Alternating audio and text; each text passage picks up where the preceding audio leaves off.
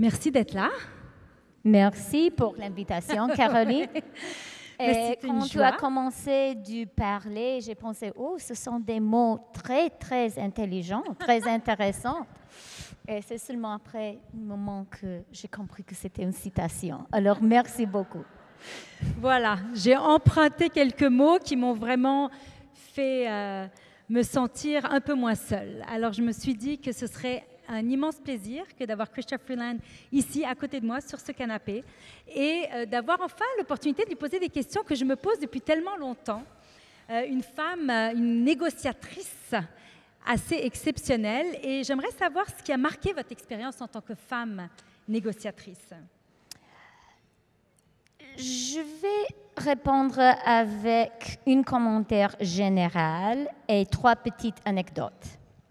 Le commentaire général, c'est qu'en tant que femme, en tant qu'une femme qui n'est pas très grande, je suis habituée à en être sous-estimée. Et c'était mon expérience quand j'étais beaucoup plus jeune, quand j'ai commencé ma carrière de journaliste. J'ai commencé ma carrière en Russie, dans les années du Wild West du capitalisme russe. Et j'ai pris beaucoup d'entrevues avec les oligarques. Et pour eux, c'était difficile de comprendre qu'une petite, très jeune femme peut être la correspondante du Financial Times. Et une oligarque m'a téléphoné après, il m'a donné une entrevue, et il m'a dit « Mais tu m'as dit que tu étais la correspondante du Financial Times, mais c'est seulement aujourd'hui, quand je vois l'interview et les choses que je ne devrais pas dire à la première page du Financial Times, que j'ai compris vraiment que tu es la correspondante. »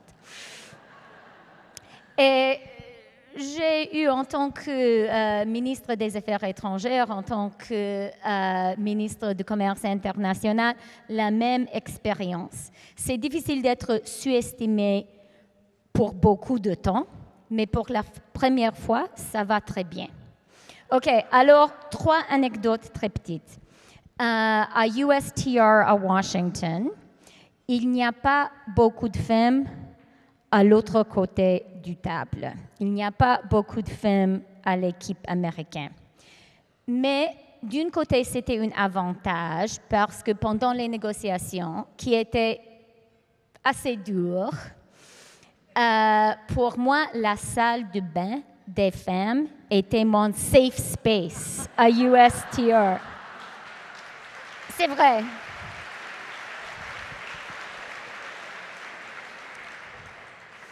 Un autre moment, pendant les négociations de CETA, les négociations de notre accord commercial avec l'Union européenne, la dernière étape était la Wallonie, en Belgique. Et c'était nécessaire de convaincre les Wallons que le Canada est un bon pays, que nous sommes américains, qu'on peut avoir un accord du commerce international progressiste avec nous. Et on a voyagé en Belgique, on a voyagé à Namur, la capitale de Wallonie. On a passé quelques jours avec notre équipe. On a essayé à convaincre les Wallons que vraiment on peut le faire. Mais après quelques jours, on a pris la décision que ce n'est pas possible et qu'un peu plus de pression politique était nécessaire. Et la seule manière de créer cette pression était de créer une crise. Et on a décidé de revenir au Canada.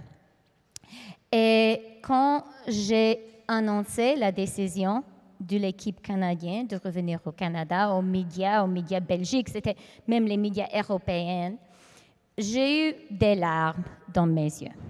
Je n'ai pas pleuré, mais j'ai eu des larmes dans mes yeux parce que c'était un moment très émotionnel et un moment très important pour moi. Et je ne sais pas si un homme dans la même position aurait des larmes dans les yeux. Et c'était un moment un peu difficile pour moi. Tous les journalistes, tous les journaux européens ont constaté que la ministre canadienne a les larmes dans les yeux. J'ai eu peur que peut-être ce serait un problème pour nous.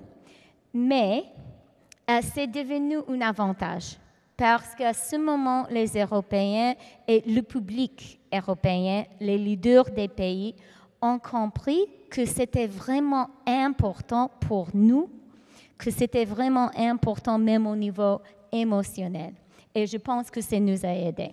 Troisième très brève anecdote était après la conclusion des négociations sur l'ALENA. Les négociations étaient vraiment difficiles. On a blessé l'un l'autre. On a eu des moments vraiment difficiles, plus difficiles que je peux même vous admettre aujourd'hui, ce soir. Mais j'ai compris que c'était nécessaire d'avoir des relations, de continuer de parler, de continuer d'avoir une amitié avec la côté américaine. Ils sont nos voisins, ils sont notre partenaire le plus important économique. Et alors, j'ai pensé que c'était nécessaire d'avoir un moment pour dire « ça va, c'est fini, et maintenant, on continue comme amis ». Et pour faire ça, j'ai invité l'ambassadeur Lighthizer chez moi, chez ma maison, à Toronto. J'ai cuisiné le souper moi-même. Mes enfants, mon mari était là. Et je pense que cette geste, c'est un geste d'une femme, d'une mère, d'une châtelaine, d'une maison. Je pense que ce geste était important pour l'ambassadeur Lighthizer et nous a permis de continuer d'avoir une relation aujourd'hui même très cordiale.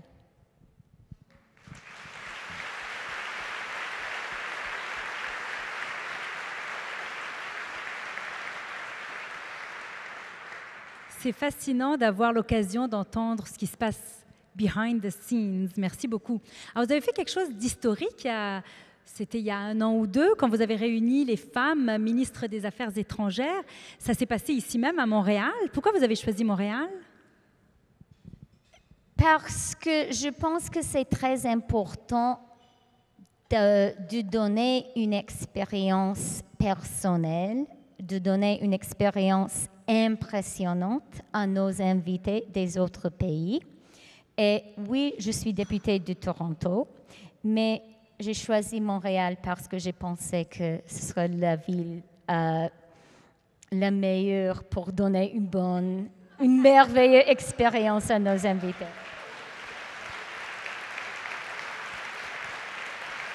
Mais on ne doit pas le répéter chez moi, OK?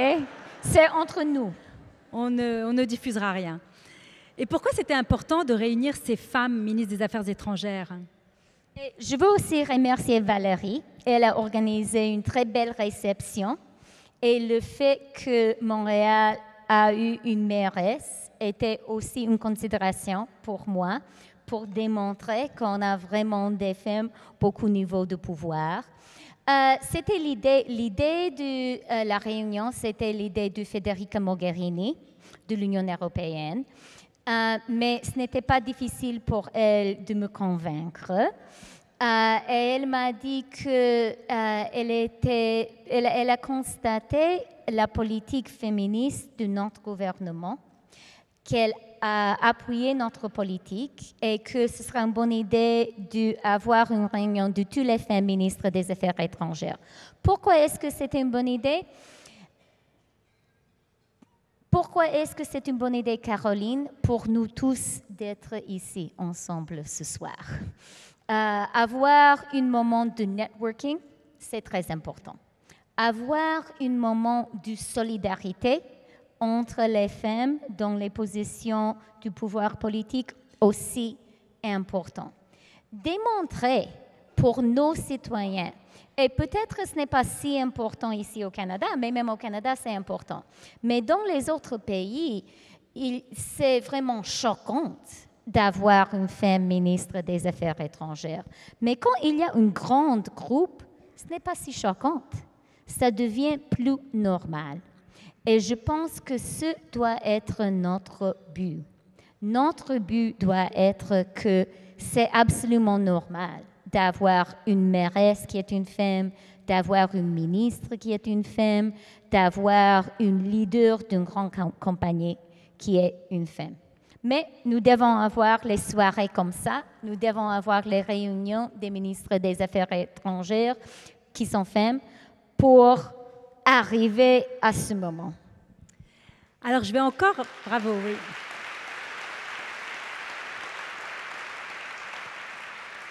Alors, je vais encore citer une phrase que j'ai trouvée percutante que vous avez dite. When women are included in governance, states are more stable. When they're included in the peace process, peace is more enduring. So that really struck me, especially growing up in a war-torn country. Now, do women and men negotiate differently? No, I don't think so. I've thought a lot about the question about whether there are different gender-specific forms of leadership of women and men. And I don't think there are. I think ways that I behave are shaped by my experience as a woman. Ways that Valérie governs Montreal are shaped by her experience as a woman. Ways that Caroline works shaped by her experience as a woman. But I don't think there are women's ways of being a leader and men's ways of being a leader. And I think that is a very, very dangerous thing to assert. You know, you will sometimes hear people who consider themselves to be champions of women's in position of authority say, oh, you have to do it because women, I don't know, we're more compassionate, we're more inclusive, I don't know what we're supposed to be. But the minute you start saying that, someone's going to say, yeah, but if you really need tough decisions taken, you need a guy to do it. Or if you really need someone to be decisive, it's got to be a guy. Simone de Beauvoir famously said, whenever a woman starts acting like a person, she gets accused of behaving like a man. And I think that there are lots of different ways to lead, there are lots of different ways to negotiate, and what we should be seeking is a world where all of those different ways are available to everyone, regardless of your gender.